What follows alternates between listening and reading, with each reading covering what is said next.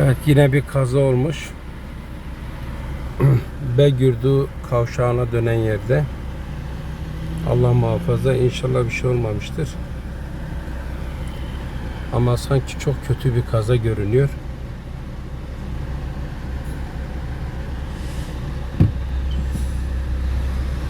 Kırmızı ışıkta duruyoruz.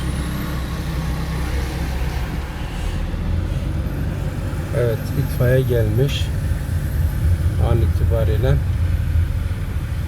Araba çok kötü olmuş.